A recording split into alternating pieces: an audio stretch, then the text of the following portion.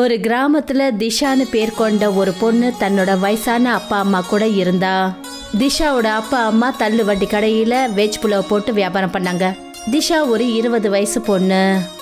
நாள் முழுக்க புத்தகத்திலேயே முழுகி இருப்பா. ஒரு நாள் அவளுடைய அம்மா அனிதா தீக்ஷா கிட்ட சொன்னாங்க, நீ நாள் முழுக்க புத்தகத்திலேயே முழுகிட்டு இருக்க, உன் அம்மாவுக்கு கொஞ்சமாவது உதவியா இருக்கலாம் இல்லையா? கல்யாணத்துக்கு அப்புறம் உனக்கு இது பயன்படும். நீங்க என்னமா பேசுறீங்க? வீட்டு வேலை எல்லாம் எப்படி செய்யறதுன்னு எனக்கு நல்லா தெரியும். அப்புறம் நான் உங்ககிட்ட சமைக்கிறதுக்கும் கத்துக்கிட்டு இருக்கேன். நான் சமைச்சு கொடுத்தா அப்பா என்னோட சமையலை பார்த்து எவ்வளவு பாராட்டுவார் தெரியும்ல? அதெல்லாம் எனக்கு நல்லா தெரியும். ஆனா இப்படி நாள் முழுக்க புத்தகத்துல முழுகி இருக்கிறதுனால உனக்கு என்ன கிடைக்க போகுது? எந்த பெண்ணாவது படிச்சு ஏதாவது அவளுக்கு கிடைச்சிருக்கா சொல்லு? கடைசியில அவ கல்யாணத்தை பண்ணிக்கிட்டு அடுப்பு ஊதுற வேலையத்தான் பார்க்கணும். அப்படியெல்லாம் ஒன்றும் கிடையாதுமா. நாள் முழுக்க நான் புத்தகத்துல முழுகி இருக்கேன்னா அதுக்கும் ஒரு காரணம் இருக்குமா. புத்தகங்கள்ல நான் நிறைய கத்துக்கிறேம்மா. வாழ்க்கையில நான் புதுசா எதையாவது பண்ணணும்னு நினைக்கிறேன். தீக்ஷா சொன்னதை கேட்டுட்டு அனிதா தீக்ஷா கிட்ட எதையோ சொல்ல வந்தாங்க. அப்பதான் அந்த இடத்துல தீக்ஷாவோட அப்பா வந்துட்டாரு. அட, என்னோட பொண்ணு தீக்ஷா ரொம்ப சரியா சொல்றா. அனிதா, அவளை படிக்க விடு. நான் என்ன சொல்ல வந்தேன்னாங்க, நாம என்ன நம்ம பொண்ணை படிக்க வச்சு வேலைக்கு அனுப்ப போறோம்? கடைசியில அவளுக்கு நம்ம கல்யாணம் தானே பண்ணி வைக்க போறோம். அப்படியெல்லாம் யோசிக்காத அனிதா. ஒருவேளை நம்ம பொண்ணு சிக்ஷா நல்லா படிச்சானா அந்த படிப்பை வச்சுக்கிட்டு அவ எவ்வளோ நன்மை அடைவாங்கிறத யோசி. அவளோட கணவனை நம்பி இருக்க வேண்டியதில்லை. அது மட்டும் இல்லாம இன்னைக்கு இருக்கிற காலகட்டத்தில் பொண்ணுங்க பசங்களுக்கு குறைஞ்சவங்களா என்ன? அவங்களும் பசங்களுக்கு சமமா முன்னேறி வந்துகிட்டே இருக்காங்க. அப்பா, எங்க ஸ்கூல்ல 2 நாளைக்கு காட்டுக்கு டூர் போறாங்க. நான் போகலாமாப்பா? ஆனா மேம் 500 ரூபாய் பணம் கேட்டாங்க. இங்க பாருமா, நான் எப்பவும் உன்னை வேண்டான்னு சொல்லவே மாட்டேன். ஆனா உனக்கு தான் தெரியும் இல்லம்மா, இப்பெல்லாம் என்னோட வருமானம் ரொம்பவே குறைஞ்சி போச்சு. நான் உன்னோட ஸ்கூல் ஃபீஸையும் ரொம்பவே கஷ்டப்பட்டு தான் கட்டிக்கிட்டு இருக்கேன். ஆனா டூருக்கு போறதுக்கு ஸ்கூல்ல இருக்கிறவங்க எல்லாரும் உன்கிட்ட பணத்தை கேட்டிருக்காங்களே, அது இப்போ என்கிட்ட பணமே இல்லையம்மா. ரமன் சொன்னதை கேட்டதும் தீக்ஷாவோட முகமே வாடி போச்சு. தான் பொண்ணோட வாடி போன முகத்தை பார்த்துட்டு ரமன் ரொம்ப ஃபீல் பண்ணி சொன்னாரு, ஆனா நீ கவலைப்படாத, நான் நாளைக்கே யாருக்கிட்டையாவது கடன் வாங்கி உனக்கு அந்த காசை கொடுத்துடுறேன். ரமன் சொன்னதை கேட்டதும் தீக்ஷா ரொம்ப சந்தோஷத்துல துள்ளி குதிச்சா. என்னங்க இது, இப்ப பொண்ணுக்காக கடனும் வாங்க ஆரம்பிச்சிட்டீங்களா? ஒரு பிரச்சனையும் இல்லை. நம்ம பொண்ணு மட்டும் படிச்சான்னா அவ பெருசாகி நல்ல வேலைக்கு போய் நம்மளை தானே பார்த்துக்க போறா. ஆனா நாளன்னைக்குள்ள நாம வீட்டு வாடகையும் கட்டி ஆகணுங்க. மறுநாள் ரமன் தன்னோட வண்டியை எடுத்துக்கிட்டு பஸ் ஸ்டாண்டு கிட்ட போய் நின்னாரு. ஆனா அவர் இதைத்தான் யோசிச்சுட்டு இருந்தாரு, அதாவது பணம் யார்கிட்ட கடன் கேட்கறதுன்னு. அப்பதான் ரொம்ப தூரத்துல அந்த ஊர் தலைவர் வர்றத அவர் பார்த்தாரு. அவரும் அவரை நோக்கி தான் வந்துட்டு இருந்தாரு. வணக்கம் வணக்கம் தலைவரே. வணக்கம் வணக்கம் வணக்கம் ரமன், வணக்கம். அப்புறம் எப்படி இருக்கீங்க? உங்கள் வேலையெல்லாம் எப்படி போயிட்டுருக்கு? மார்க்கெட்டில் இப்போ ரொம்ப கூட்டம் கம்மியாகிடுச்சு தலைவர். முதல்லலாம் என்னோடய வேலையை சாயந்தரத்துக்குள்ளே முடிச்சிடுவேன். ஆனால் இப்போல்லாம் என்னென்னா, நான் செய்கிற புலாவே சாயந்தரம் வரைக்கும் விற்காமல் அப்படியே மீந்து போயிடுது. அட ரமன், இப்போலாம் சைனீஸ் ஃபுட்டு தானேப்பா விற்குது. இந்தியாவில் நிறைய இடத்துல சைனீஸ் ஃபுட்டு தான் இருக்குது. அதனால் உன்னோட இந்த பழைய புலாவை யார் ரொம்ப விரும்புவாங்க? கிராமத்து ஜனங்கள்லாம் இப்போ முன்ன மாதிரி இல்லைல்ல. ஏன்னா கிராமத்து ஜனங்களும் ரொம்பவே மாறிட்டாங்க. தலைவர், நான் உங்ககிட்ட ஒரு முக்கியமான விஷயம் பேசணும். சொல்லு என்ன பேசணும்? எனக்கு உங்ககிட்ட இருந்து கொஞ்சம் காசு கடனாக வேணும். உனக்கு எவ்வளோ வேணும் சொல்கிற? எனக்கு ஒரு 2000 ரூபாய் வேணும் தலைவர். அது என்னன்னா, நான் நாளைக்கு 1500 ரூபாய் கடை வாடகை கொடுக்கணும். அதோட 500 ரூபாய் நாளைக்கு என் பொண்ணு ஸ்கூலில் ஃபீஸ் கட்டணும். இன்னும் தீக்ஷா குழந்தையோட ஸ்கூல் ஃபீஸை இன்னும் கட்டவே இல்லையா? அது நான் கொஞ்சம் கொஞ்சமாக கட்டி முடிச்சிட்டேன் தலைவர். அது என்னன்னா, நாளைக்கு குழந்தையோட ஸ்கூலில் டூருக்கு கூட்டிகிட்டு போகிறாங்களாம். குழந்தையும் ரொம்பவே ஆசைப்படுறா. ஆனால் அந்த டூருக்கு போகிறதுக்கு ஸ்கூலில் இருக்கிறவங்க 500 ரூபா பணம் கேட்குறாங்க. நீ என்ன பண்ணிட்டு இருக்க ரமன்? உன்னோட வியாபாரமும் ஒழுங்காக போகிறதில்லன்னு சொல்கிற. அப்புறம் நாளைக்கு நீ உன்னோட கடை வாடகை வேறு கட்டணும். இந்த நேரத்தில் குழந்தைய டூருக்கு அனுப்ப வேண்டியது அவசியமா என்ன? என் பொண்ணுக்கு மரம் செடி கொடியெல்லாம் ரொம்ப பிடிக்கும் தலைவர். அது மட்டும் இல்லாமல் அவள் நல்லாவே படிப்பா. நாள் முழுக்க எப்பவும் புத்தகத்தோடையே இருப்பா. ஒரு வேளை இன்னைக்கு சாயந்தரம் நான் அவளுக்கு அந்த காசை கொடுக்கலன்னா அவள் ரொம்பவே மனசுடைஞ்சு போயிடுவா தலைவரே. தலைவர் ரமன் சொன்னதை கேட்டுட்டு ரமனை ரொம்பவே உத்து பார்த்துக்கிட்டு இருந்தாரு. அப்பதான் அந்த தலைவரோட நண்பன் அபிமன்யு அந்த இடத்துக்கு வந்தாரு. அபிமன்யு மோசமான எண்ணம் உடைய மனுஷன். எப்பவும் தலைவர்கிட்ட ஏதாவது போட்டு கொடுத்துக்கிட்டே இருப்பாரு. அபிமன்யு அவங்க பேசுறத ரொம்ப நேரமா கேட்டுட்டு இருந்தாரு. அபிமன்யு தலைவரோட காதுல என்ன சொன்னாருன்னா, அட என்ன யோசிக்கிறீங்க தலைவரே, 2000 ரூபாய் விஷயம் தானே, கொடுத்துடுங்க. ஏன்னா ரமனோட இந்த தள்ளு வண்டி குறைஞ்சது 10,000 ரூபாவது விற்கும். இப்போல்லாம் ரமனோட கடை ஒழுங்காக போகிறதில்ல. அவனால் கண்டிப்பாக உங்கள் பணத்தை திருப்பி தர முடியாது. அதுக்கு பதிலாக நீங்கள் அவனோட கடையை எடுத்துக்கலாம்ல.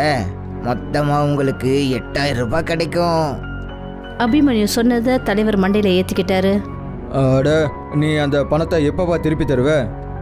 தலைவரே, நீங்கள் எனக்கு ஒரு 2 மாதம் டைம் கொடுங்களேன். இதுக்கு முன்னாடி நான் உங்ககிட்ட எத்தனை தடவை காசு இப்படி கடன் வாங்கியிருக்கேன், ஆனால் திருப்பி கொடுத்துட்டேன்ல. அட அப்போல்லாம் நேரம் வேற ரமன், ஆனால் இப்போ இருக்கிற நேரமே ரொம்ப வேற இல்லை. எனக்கு எதுவும் புரியலையே தலைவரே. அட இங்கே பாரு ரமன், இப்போல்லாம் எல்லாரோட வியாபாரமும் ரொம்ப மந்தமாக தான் இருக்குது. என்னோட வியாபாரமும் ரொம்ப மந்தமாக தான் போகுது. அதனால் எனக்கு காசு சீக்கிரமாக வேணும். அப்புறம் இன்னொரு விஷயம், என்கிட்ட நீ அடமானம் வைக்கிறதுக்கு ஏதாவது பொருள் கொடுத்தா நல்லாயிருக்கும். தலைவரோட பேச்சை கேட்டதும் ரமன் ரொம்ப அதிர்ச்சியானாரு. ரமனுக்கு நல்லாவே தெரியும் தலைவர் உள்ளுக்குள்ள நல்ல மனசுடையவர்னு. ரமனுக்கு புரிஞ்சு போச்சு. தலைவரோட காதுல 2 நிமிஷத்துக்கு முன்னாடி யாரும் இல்ல, அபிமன்யு தான் என்னமோ சொன்னாருன்னு. ஆனா ரமனுக்கு அது கட்டாயம். ஏன்னா அந்த கிராமத்துல தலைவரை தவிர ரமனுக்கு வேற யாரும் 2000 ரூபாய் பணம் கொடுக்க மாட்டாங்கன்னு அவருக்கு நல்லா தெரியும்.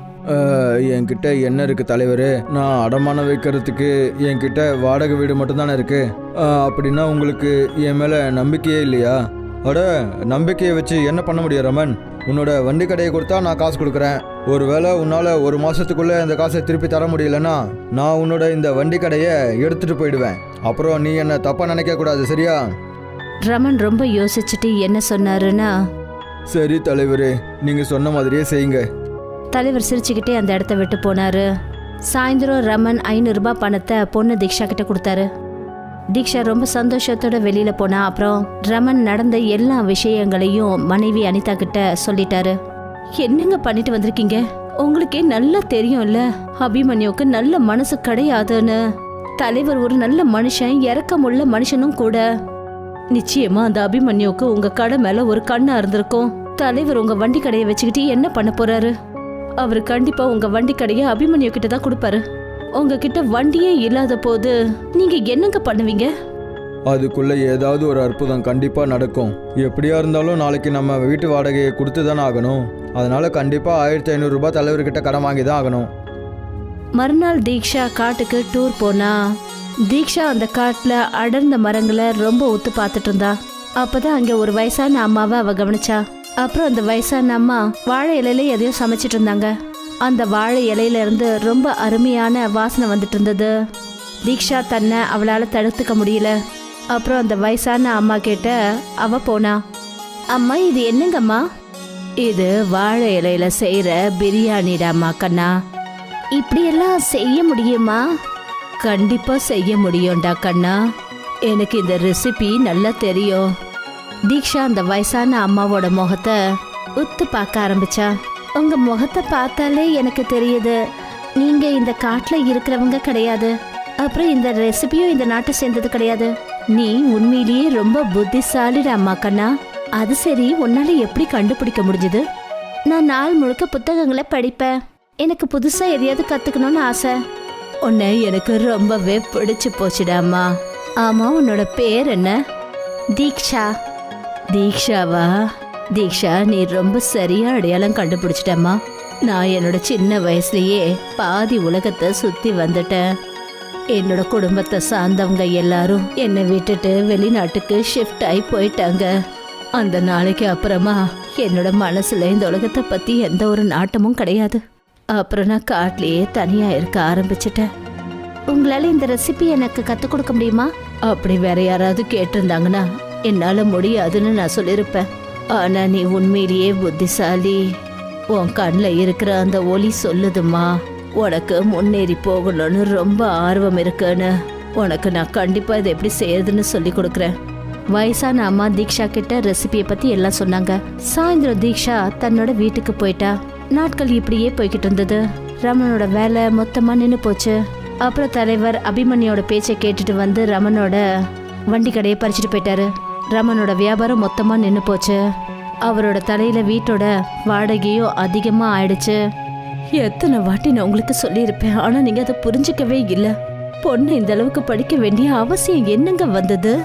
இப்ப சொல்லுங்க, பொண்ணு இந்த அளவுக்கு படிக்க வச்சதுனால என்ன புண்ணியம்? பொண்ணோட ஸ்கூல்ல எந்த அளவுக்கு நம்ம பணத்தை செலவு பண்ணோமோ அந்த பணத்தை நம்ம சேர்த்து வச்சிருந்தா இன்னைக்கு அது நமக்கு பயன்பட்டு இருந்திருக்கும். அட இதுல தீக்ஷா மேல எந்த தப்பும் இல்லை அனிதா. அப்பதான் அங்க தீக்ஷா வந்து சொன்னா, அப்பா என்கிட்ட ஒரு பிளான் இருக்கு. என்னம்மா அது? சில மாசங்களுக்கு முன்னாடி நான் காட்டுக்கு டூர் போன போது அங்க ஒரு வயசான அம்மா கிட்ட பிரியாணி செய்யறதுக்கான புது ரெசிபியை கத்துக்கிட்டேன். எனக்கு என்ன தோணுதுன்னா, அதே பிரியாணிய நம்ம கிராமத்துல செஞ்சு வியாபாரம் பண்ணா நமக்கு நிச்சயம் லாபம் கிடைக்கும். நீ என்ன பேச்சு பேசுறமா? நீ இப்ப என்ன சொல்ல வர? உங்க அப்பா புலாவெல்லாம் செஞ்சாருன்னு சொல்ல வரியா? அனிதா, எனக்கு என்ன தோணுதுன்னா தீக்ஷா சொல்றது சரிதான். தலைவரும் இதையே தான் சொல்றாரு. இப்போலாம் நம்ம நாட்டில் புதுசாக தான் சாப்பிட்றாங்களாம். நம்மளும் இந்த மாதிரி புதுசாக எதுவும் செய்யலைன்னா அப்புறம் இப்படி தான் கஷ்டப்பட்டுக்கிட்டே இருக்க வேண்டியிருக்கும். ஆனா பிரச்சனை என்னன்னா, நம்ம பொண்ணு சொல்றதை கேட்டாலும் நீங்க அந்த பிரியாணியை எங்க போய் வியாபாரம் பண்ணுவீங்க? வண்டியை தான் அந்த அபிமன்யு பறிச்சுக்கிட்டு போயிட்டானே. நீங்க அதை பத்தி கவலைப்படாதீங்கம்மா. நான் நம்ம வீட்டு நிலைமையை எங்க டீச்சர் கிட்ட டிஸ்கஸ் பண்ணேன். கிராமத்துல அவங்களோட ஒரு கடை காலியா இருக்கு. அவங்க என்கிட்ட சொல்லியிருக்காங்க, உங்க அப்பா கிட்ட போதுமான அளவுக்கு பணம் வர வரைக்கும் அந்த கடையை நம்மள பயன்படுத்திக்க சொல்லி சொன்னாங்க. தீக்ஷா சொன்னதை கேட்டு ரமனுக்கு சந்தோஷமாயிடுச்சு. தீக்ஷா மறுநாள் ரமனை வயலுக்கு கூட்டிட்டு போனா. அப்புறம் தான் அப்பா கூட நிறைய வாழை இலைங்களை பறிச்சுக்கிட்டு வந்து கடையில வச்சா. ரமனும் அனிதாவும் ஏற்கனவே அந்த கடை மொத்தத்தையும் சுத்தம் பண்ணி வச்சிருந்தாங்க. தீக்ஷா அந்த வாழை இலையில பாஸ்மதி ரைஸ் அப்புறம் இன்னும் நிறைய பொருட்களை போட்டு கொஞ்ச நேரத்துல வாழை இலையில செஞ்ச பிரியாணி தயாராயிடுச்சு. அதுல ரொம்ப நல்ல மணமும் வாசனையும் வெளியே வந்தது. அந்த பக்கம் போறவங்க எல்லாரும் அவங்கள தடுக்கவே முடியல. ஒரு ஆளு உடனே வந்து அங்க என்ன சொன்னார்னா, அட, உங்களோட கடையிலேருந்து ரொம்ப சுவையான வாசனை வருதே. இது ஏதாவது புது ஹோட்டலா? ரமன் ஏதோ சொல்றதுக்கு முன்னாடியே தீக்ஷா அந்த ஆளுகிட்ட என்ன சொன்னான்னா, நீங்க ரொம்ப சரியா கண்டுபிடிச்சிங்க. இது எங்களோட புது ஹோட்டல், வாழை இலையில செஞ்ச பிரியாணி ஹோட்டல். அந்த ஆளு உடனே அந்த ஹோட்டல்ல இருக்கிற டேபிள்ல உட்காந்துட்டு என்ன சொன்னார்னா, எனக்கும் ஒரு பிளேட் சாப்பிட கொடுங்க. தீக்ஷா சுட சுட அவருக்கு பிரியாணி கொண்டு வந்து பரிமாறினா. அந்த ஆளு கொஞ்ச நேரத்துல பிரியாணி 5-6 பிளேட் சாப்பிட்டுட்டாரு. ரொம்ப சூப்பரா இருக்கு. எவ்வளோ ஆச்சு? 2000 ரூபாய். அந்த ஆளு ரொம்ப சந்தோஷத்தோட தீக்ஷா கையில 2000 ரூபாய் கொடுத்தாரு. அந்த மனுஷன் சிட்டில இருக்கிறவரு, அப்புறம் ஒரு ஃபேமஸான யூடியூபரும் கூட. அட, இந்த மாதிரி சாப்பாடை நான் என் லைஃப்பில் முதல் தடவையாக சாப்பிட்றேன். இந்த மாதிரி ஒரு சாப்பாடு நம்ம நாட்டில் எங்கேயும் கிடைக்காதுன்னு தான் தோணுது. ஒருவேளை உங்களுக்கு ஆட்சேபனை இல்லைன்னா நான் உங்களை ஒரு ஃபோட்டோ எடுத்துக்கவா? அப்புறம் உங்களோட இந்த வாழை இலை பிரியாணியை பற்றி சோசியல் மீடியாவில் அப்லோட் பண்ணவா? தாராளமா, இது எங்களோட ஹோட்டலுக்கு ரொம்ப யூஸ்ஃபுல்லா இருக்கும். அந்த மனுஷன் தீக்ஷாவை வாழை இலை பிரியாணியோட ஒரு ஃபோட்டோவை எடுத்து ஃபேஸ்புக்கில் அப்லோட் பண்ணிட்டாரு. அப்புறம் அங்கேருந்து போயிட்டாரு. ரமன் அந்த 2000 ரூபாவை பார்த்துட்டு ரொம்ப சந்தோஷப்பட்டாரு. இவ்வளோ பணத்தை அவரால் 10 நாளில் கூட சம்பாதிக்க முடியல. இங்கே பாத்தியா அனிதா, நம்ம பொண்ணு படித்ததால எவ்வளோ நல்ல வேலை செய்கிறா பாரு. இவ இதுக்கு மேலேயும் நல்லா படித்தான்னா இவன் நம்மளை நல்லாவே பார்த்துக்குவான்னு தோணுது. நீங்க ரொம்ப சரியா சொன்னீங்கங்க. நான் இப்ப அப்படி நினைச்சதை நினைச்சு ரொம்ப வருத்தப்படுறேன். மெல்ல மெல்ல கொஞ்ச நாள்லயே தீக்ஷாவோட அந்த போட்டோ இந்தியா முழுக்க வைரல் ஆயிடுச்சு. ரொம்ப தூரத்துல இருந்தெல்லாம் ஜனங்க தீக்ஷாவோட ஹோட்டலுக்கு வாழை இலை பிரியாணி சாப்பிட வந்தாங்க. சில மாசங்களுக்கு அப்புறம் ரமன் அந்த ஹோட்டல்ல டீச்சர் கிட்ட இருந்து விலை கொடுத்து வாங்கினாரு. இப்ப ரமன் ரொம்ப அழகான ஒரு சொந்த வீடையும் கட்டினாரு. இப்ப அந்த கிராமம் தீக்ஷாவோட கிராமம்னு உலகம் முழுக்க பிரபலம் ஆயிடுச்சு. ஆனா இந்த விஷயம் அபிமன்யுக்கு கொஞ்சம் கூட பிடிக்கல. அவரு தலைவர்கிட்ட சொன்னாரு, அட தலைவரே, இது உங்களுக்கு ரொம்ப பெரிய இன்சல்ட்டு. உங்களோட கிராமம் உங்களோட பேரால ஃபேமஸ் ஆகாம அந்த தீக்ஷாவோட பேரால ஃபேமஸ் ஆயிருக்கு. தலைவர் அபிமன்யு கிட்ட ஏதோ சொல்ல வர, அப்பதான் தலைவரோட பொண்டாட்டி ரொம்ப கோவத்தோட வெளியே வந்து சொன்னாங்க, இனிமே நீ இந்த வீட்டுக்கு வர வேலைல வச்சுக்காத. அட, நீ என்ன பேசிட்டு இருக்க? அபிமன்யு என்னோட நண்பனாச்சே. இந்த ஆளு உங்க நண்பன் கிடையாது, உங்களோட எதிரி. நீங்க அந்த பொண்ணு தீக்ஷாவுக்கு பரிசு கொடுக்கணும். தீக்ஷானால நம்ம கிராமத்தோட பேரு எந்த அளவுக்கு பிரபலம் ஆயிடுச்சு பாத்தீங்களே. நம்ம பிள்ளைங்க முன்னேறி போறதுக்கு ஒரு ஆர்வம் வந்திருக்கு. இந்த அபிமன்யு எப்ப பார்த்தாலும் இந்த ஊர் ஜனங்களை பத்தி ஏதாவது உங்ககிட்ட போட்டு கொடுத்துக்கிட்டே இருக்காரு. இந்த ஆளால உங்களுடைய பேரு எவ்வளவு கெட்டு போயிருக்கு, அதாவது உங்களுக்கு தெரியுமா? தலைவருக்கு தான் மனைவி சொன்னது புரிஞ்சு போச்சு. அவர் அபிமன்யுவை கழுத்தை பிடிச்சி தள்ளி வெளியே அனுப்பிட்டாரு. சாயந்தரம் ரமனோட ஹோட்டலுக்கு தலைவரும் அவரோட மனைவியும் பிரியாணி சாப்பிட போயிட்டாங்க. அட என்னை மன்னிச்சிடு ரமன், நான் உன்கிட்ட ரொம்பவே மோசமாக நடந்துக்கிட்டேன்.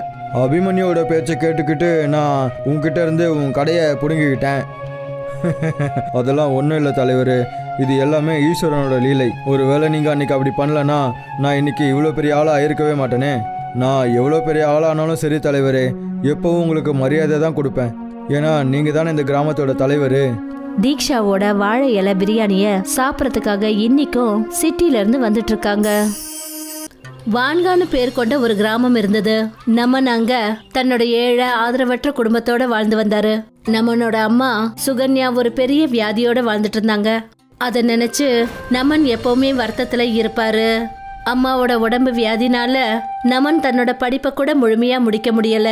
அம்மா, நான் என்ன யோசிக்கிறேன்னா கொஞ்ச நாள் நகரத்துக்கு போய் வேலை தேடுறேனே. அது வரைக்கும் நீங்கள் உங்களை ஜாக்கிரதையாக பார்த்துக்கங்க. ஒரு வேளை அப்பா நமக்கு அங்கே கிடைக்கலாம்ல. கண்ணா, உங்க அப்பா காணாம போய் கிட்டத்தட்ட 25 வருஷம் ஆயிடுச்சுப்பா.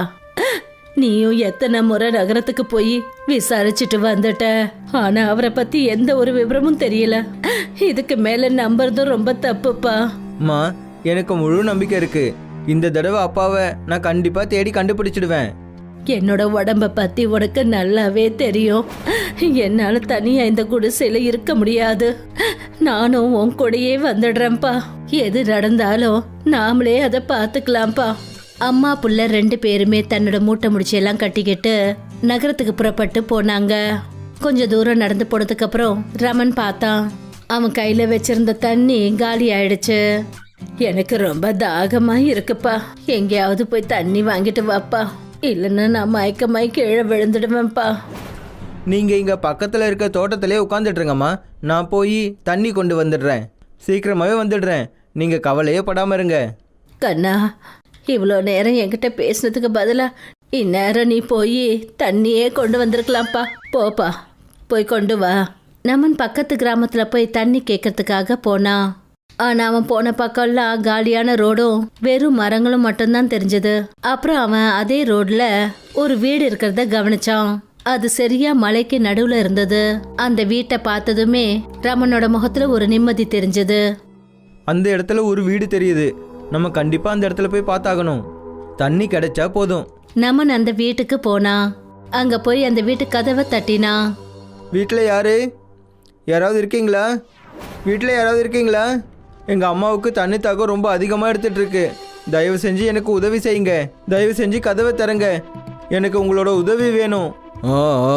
இருப்பா, நான் வந்துட்டு இருக்கேன். அந்த வயசான மனுஷன் வந்து கதவை திறந்தாரு. அப்புறம் பானையில இருந்து தண்ணி எடுத்தாரு. கிளாஸ்ல அவன்கிட்ட அந்த தண்ணியை கொடுத்துட்டு என்ன சொன்னாருன்னா, சரி சரி, சீக்கிரமா போப்பா. நான் அவங்களுக்காக தண்ணி கொண்டு வந்திருக்கேன். இது அவங்களுக்கு கொண்டு போய் கொடு. கூடவே நான் கொஞ்சம் ஜாமுனும் கொண்டு வந்திருக்கேன். அவங்கள இந்த ஜாமுனை சாப்பிட சொல்லி தண்ணி குடிக்க வை. அவங்க உடனே குணமாயிடுவாங்க. நீங்கள் சொன்ன மாதிரியே செய்கிறேன். இது எல்லாத்தையும் என் கையில் கொடுங்க. நான் உடனே அவங்களுக்கு கொண்டு போய் கொடுக்குறேன். நமன் அந்த பெரியவர்கிட்ட எல்லா பொருட்களையும் வாங்கிக்கிட்டு அவனோட அம்மா கிட்ட போனா. தண்ணி தண்ணி தண்ணி சீக்கிரமா கொண்டு வாப்பா. அம்மா, நீங்கள் கவலைப்படாதீங்க. இந்தாங்க தண்ணி, நான் கொண்டு வந்துட்டேம்மா. அதுக்கு முன்னாடி இந்த ஜாமுனை சாப்பிடுங்க. அந்த ஜாமுனை சாப்பிட்டதும் நமனோட அம்மா ரொம்பவே ஆரோக்கியமாயிட்டாங்க. அதை பார்த்ததும் நமனுக்கு ஆச்சரியமாயிடுச்சு. அம்மா, நீங்கள் முழுசாக மாறிட்டீங்க. இதெல்லாம் என்ன? நான் உங்களை இதுக்கு முன்னாடி இவ்வளோ ஆரோக்கியமாக பார்த்ததே இல்லையே. எனக்கும் எதுவுமே புரியலப்பா. அதெல்லாம் சரி, இதெல்லாம் எப்படி நடந்தது? உனக்கு இந்த ஜாமுன் எங்க கிடைச்சது? அப்புறம் இந்த ஜாமுனோட சுவை ஏற்கனவே பழக்கப்பட்ட மாதிரி இருக்குப்பா. அதுக்குள்ள அதே இடத்துக்கு சங்கர் வந்துட்டாரு. அவரை பார்த்துட்டு நமனோட அம்மா சுகன்யாவுக்கு ரொம்பவே அதிர்ச்சி ஆயிடுச்சு. நீங்க நீங்க இங்க? நமன் நமன் நமன், இவர் தான் உன்னுடைய அப்பா. இவரை தேடிதான் நாம நகரத்துக்கு போய்கிட்டு இருக்கோம். அப்பா, நீங்கள் எங்களை எதுக்காக விட்டுட்டு போனீங்க? நான் உனக்கு எல்லா உண்மைகளையும் நல்லாவே சொல்கிறேன்ப்பா. அந்த நேரம் கிராமத்தில் வெள்ளம் வந்துடுச்சு. பக்கத்தில் ஒரு டேம் உடஞ்சி போன காரணத்தால் எல்லா தண்ணியும் கிராமத்துக்குள்ளே நுழைஞ்சிடுச்சு. அட சங்கர், சீக்கிரமா உன் குடும்பத்து ஆளுங்களை கூட்டிட்டு போய் உங்க சொந்தக்காரங்க வீட்டில் கொண்டு போய் விட்டுடு. டேம் உடஞ்சி போன காரணத்தால நம்ம கிராமத்தில் வெள்ளம் வந்துடுச்சு. சீக்கிரமாவே மொத்த கிராமமும் மூழ்கிடும். நீங்க ரொம்ப சரியா சொன்னீங்கண்ணே. நீங்க சொன்ன மாதிரியே நான் செஞ்சிடுறேன். அந்த சமயம் சங்கர் அதே மாதிரி செஞ்சாரு. தன்னோட பையன் நமன் அப்புறம் தன்னோட மனைவி சுகன்யாவை உறவுக்காரங்க வீட்டுக்கு அனுப்பி வச்சிட்டாரு. நீங்க மறுபடியும் இந்த கிராமத்துக்குள்ள வந்துடாதீங்க. நான் சீக்கிரமாவே உங்ககிட்ட வந்துடுறேன். தயவு செஞ்சு சீக்கிரமா வந்துடுங்க, நான் உங்களுக்காக காத்துட்டு இருப்பேன். நீ நம்ம பையன் நம்மனை ஜாக்கிரதையா பாத்துக்க.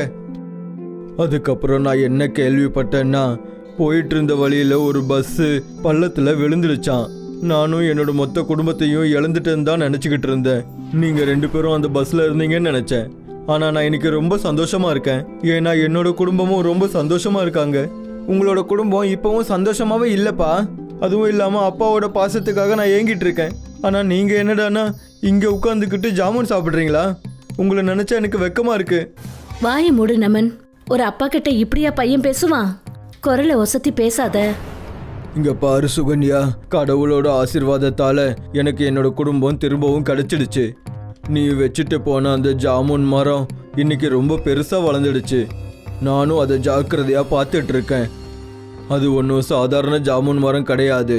அதுக்குள்ள நிறையவே சக்திகள் இருக்கு.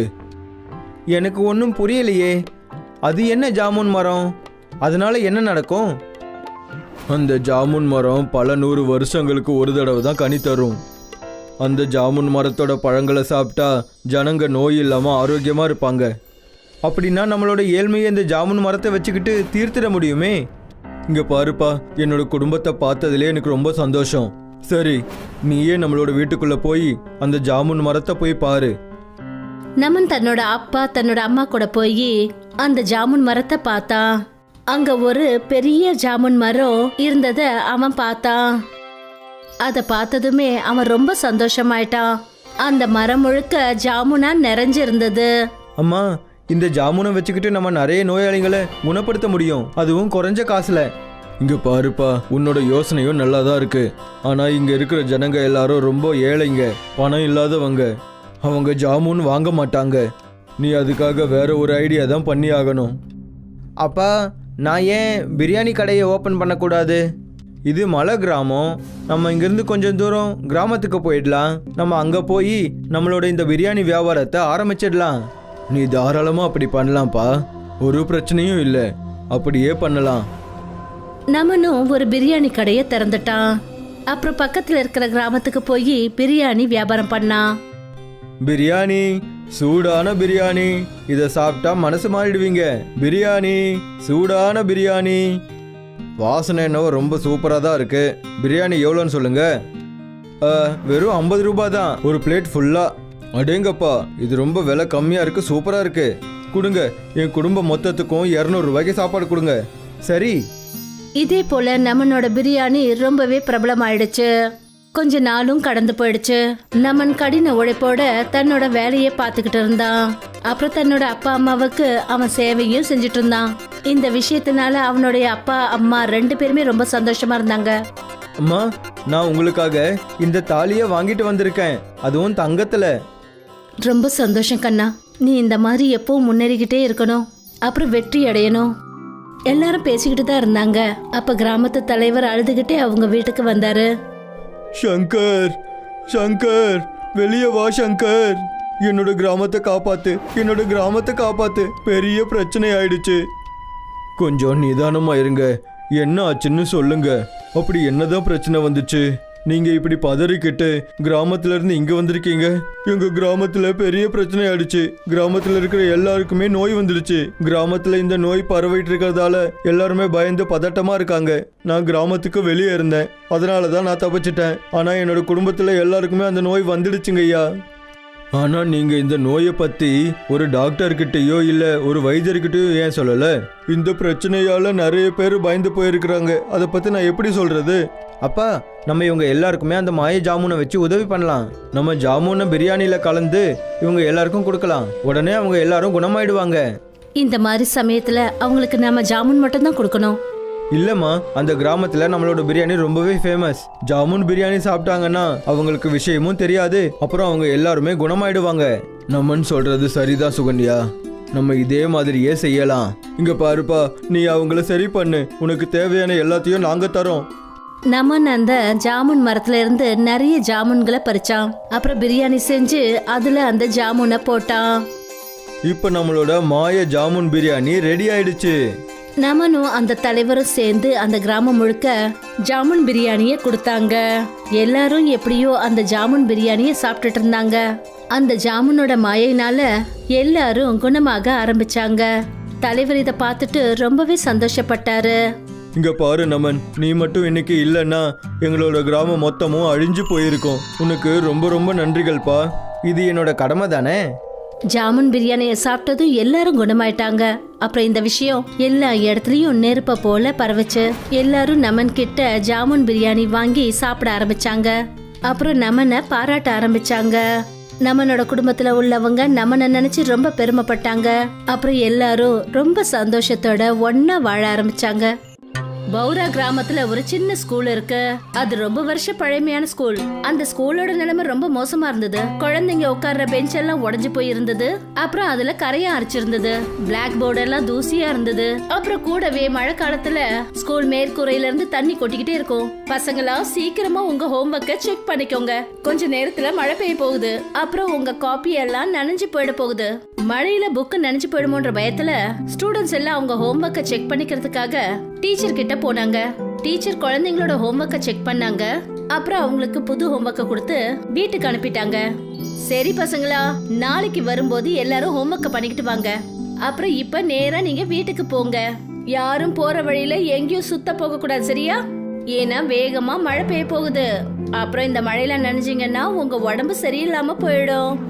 சரிங்க மேடம், நாங்க ஸ்கூல்ல இருந்து டைரக்டா வீட்டுக்கு போறோம். பசங்க எல்லாரும் வீட்டுக்கு போயிட்டாங்க. அவங்க போனதுக்கு அப்புறமா மேடமும் ஸ்கூல் ஜன்னல் கதவு எல்லாத்தையும் மூடிட்டு பூட்டும் போட்டுட்டாங்க. அப்புறம் அவங்க வீட்டுக்கு போயிட்டாங்க. எல்லாரும் போனதுக்கு அப்புறம் ஜோரா மழை பெஞ்சது. அப்புறம் கூடவே மின்னல் புயல்லாம் வந்தது. வேகமா புயல் அடிச்சதுனால ஸ்கூல் இடிஞ்சு கீழே விழுந்துடுச்சு. மறுநாள் மேடம் ஸ்கூலுக்கு வந்த போது ஸ்கூல் மொத்தமா இடிஞ்சு போயிருந்தத அவங்க பார்த்தாங்க. போச்சா, இத ஒன்ன பாக்குறதுக்கு தான் குறைச்சலா இருந்தது. இப்படி அப்படின்னு நாங்களும் இந்த ஸ்கூல்ல வேலை பார்த்துக்கிட்டு இருந்தோம். இனிமே அதுவும் கிடையாது. இப்ப பசங்களுக்கு எப்படி படிப்பு சொல்லி கொடுக்கறது? டீச்சர் கிராம தலைவரை பார்க்க போனாங்க. அவர்கிட்ட இந்த விஷயத்த பத்தி சொன்னாங்க. தலைவர் ஐயா, புயல் அடிச்சதுனால எங்க ஸ்கூல் எல்லாமே இடிஞ்சு போச்சு. இப்ப நம்ம ஸ்கூலுக்காக எங்களுக்கு புது பில்டிங் தேவைப்படுது. உங்களால எங்களுக்கு ஏதாவது உதவி செய்ய முடியுமா? என்கிட்ட இந்த மாதிரி புது பில்டிங் கட்டுறதுக்கு அந்த அளவுக்கு பணமே இல்லையே. நம்ம கவர்மெண்ட் கிட்ட நமக்கு ஸ்கூல் கட்டித்தர சொல்லி லெட்டர் எழுதி கொடுக்கலாம். நீங்கள் ஒரு லெட்டர் எழுதி கொடுங்க, நான் அதில் சைன் போட்டு கொடுத்து கவர்மெண்ட் ஆஃபீஸரை ஒழுங்காக பார்த்து நம்ம பள்ளிக்கூடத்தை சரி பண்ணிடலாம், சரியா? டீச்சர் ஸ்கூல் பில்டிங் கட்டுறதுக்காக ஒரு அப்ளிகேஷனை எழுதி தலைவர்கிட்ட கொடுத்தாங்க. தலைவர் அதுல சீலை குத்தி அத பக்கத்துல இருந்த அரசாங்க ஆபீஸ்ல ஒப்படைச்சாரு. சில நாட்களுக்கு அப்புறம் ஒரு அரசாங்க இன்ஜினியர் ஸ்கூல் வரைபட மேப் எடுத்துக்கிட்டு ஸ்கூல் இடத்தை பாக்குறதுக்காக கிராமத்துக்கு வந்தாரு. இந்தாங்க மேடம், நான் புது ஸ்கூல் கட்ட ஆர்டர் ரெடி பண்ணிட்டேன். நான் இதோட ஒரு காப்பியை ஆஃபீஸில் பத்திரமா வச்சிடுறேன். கவர்மெண்ட் கிட்ட இருந்து இதுக்கு எப்போ பட்ஜெட் பாஸ் ஆகுதோ புது ஸ்கூல் கட்டுறதுக்கான வேலை ஆரம்பிச்சிடும். டீச்சருக்கு புது ஸ்கூல் வரைபடத்தை கொடுத்ததுக்கு அப்புறம் இன்ஜினியர் அங்க இருந்து போயிட்டாரு. அப்புறம் அரசாங்க ஆபீஸ்க்கு ஸ்கூலோட வரைபடத்தை கொடுத்தாரு. ஆனா அரசாங்க அதிகாரி இந்த விஷயத்துல எந்த ஒரு கவனத்தையும் செலுத்தல. அப்புறம் நிறைய நாட்கள் கடந்து போனதுக்கு அப்புறம் கூட ஸ்கூலை கட்டுறதுக்கான வேலை ஆரம்பிக்கவே இல்ல. பல மாசங்கள் காத்துட்டு இருந்தாச்சு. ஒரு வருஷம் ஆக போகுது. இது வரைக்கும் ஸ்கூல் கட்டுறதுக்கான ஒரு அறிகுறி கூட தெரியல. எனக்கு தெரிஞ்சு இந்த அரசாங்கம் நம்ம ஊருக்கு ஸ்கூல் கட்டி கொடுக்கும்னு நம்பிக்கையே இல்ல. டீச்சர் இது விஷயமா இன்ஜினியர் கிட்ட பேசுறதுக்காக அவரோட ஆபீஸ்க்கு போனாங்க. வாங்க மேடம், உட்காருங்க. நானே உங்களை பார்க்கலாம்னு நினைச்சிட்டு இருந்தேன். சார், அது எங்க ஸ்கூல் பில்டிங் கட்டுற வேலை எப்போ சார் ஆரம்பிக்க போறீங்க? ஒரு வருஷமும் ஆயிடுச்சு. பசங்களோட எதிர்காலம் கேள்விக்குறியாயிடும். நான் உங்ககிட்ட என்ன சொல்றது மேடம், நான் அன்னைக்கே வரைபடம் எல்லாத்தையும் கொடுத்துட்டேன். அதுவும் பாஸ் ஆகி வந்துடுச்சு. கவர்மெண்ட் சைட்ல இருந்து உங்க ஸ்கூல் கட்டுறதுக்கான பட்ஜெட் வந்துச்சுல்ல, அந்த பட்ஜெட் மொத்தத்தையும் கவர்மெண்ட் ஆஃபீஸர் சாப்பிட்டாரு. அப்புறம் பேப்பர்ல ரிப்போர்ட் ரெடி பண்ணிட்டாரு உங்க ஸ்கூல் கட்டி முடிச்சாச்சுன்னு. அப்படியா? இதுதான் விஷயமா? அரசாங்க அதிகாரி மேல இதுக்கு மேல என்னங்க நம்பிக்கை வைக்க முடியும்? இந்த மாதிரி ஆட்கள் குழந்தைங்களோட எதிர்காலத்தை கூட விட்டு வைக்கல. குழந்தைங்களோட ஸ்கூலோட பணத்தைனாச்சும் விட்டு வைக்கலாம்ல. பாவம், அந்த குழந்தைங்களுக்கு ஒரு நன்மை ஏற்படும்ல. நான் உங்ககிட்ட மன்னிப்பு கேட்குறேன் மேடம். உங்க ஸ்கூல் பசங்களோட லைஃபே வீணா போச்சு. ஆனா இதுல என்னோட தப்பு எதுவுமே இல்ல. நான் என்னோட வேலையை சரியா தான் செஞ்சிருந்தேன். இல்லங்க, நான் அவ்வளவு சுலபமா குழந்தைங்களோட எதிர்காலத்தை வீணா போக விட மாட்டேன். ஸ்கூல் பில்டிங் கட்டலன்னா என்னங்க, நான் மரத்தடியில குழந்தைங்களுக்கு படிப்பு சொல்லி தருவேன். அவங்களுடைய படிப்பு நின்னு போக நான் விட மாட்டேன். மறுநாள்ல இருந்து டீச்சர் எல்லாருக்கும் ஒரு பெரிய மரத்துக்கடியில படிப்பு சொல்லி கொடுத்தாங்க. குழந்தைங்க எல்லாரும் இந்த மாதிரி கிளாஸ்ல ரொம்ப சந்தோஷப்பட்டாங்க. அப்ப திடீர்னு அங்க மழை பெய்ய ஆரம்பிச்சிடுச்சு. அப்புறம் குழந்தைங்க மழையில இருந்து தங்களை காப்பாத்திக்க இங்க அங்கன்னு ஓடினாங்க. அட, எங்க ஓடுறீங்க? பார்த்து மெதுவா, மழையில எங்கேயாவது வழிக்கு விழுந்துட போறீங்க. சில குழந்தைங்க பக்கத்துல இருந்த ரிப்பேர் ஆன ஆட்டோக்குள்ள உட்காந்துக்கிட்டாங்க. மேடமும் அந்த ஆட்டோக்குள்ள போயிட்டாங்க. அப்புறம் முன்னாடி டிரைவர் சீட்ல உட்காந்து குழந்தைங்களுக்கு படிப்பு சொல்லி கொடுத்தாங்க.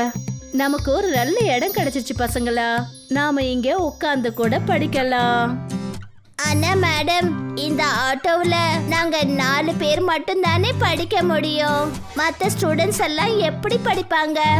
இந்த விஷயத்த பத்தி நாம கொஞ்சம் யோசிக்கணும். நான் இதுக்கு ஏதாவது யோசனை பண்றேன். இன்னைக்கு நீங்க உங்களோட லெசனை கம்ப்ளீட் பண்ணுங்க, அப்புறம் வீட்டுக்கு போங்க.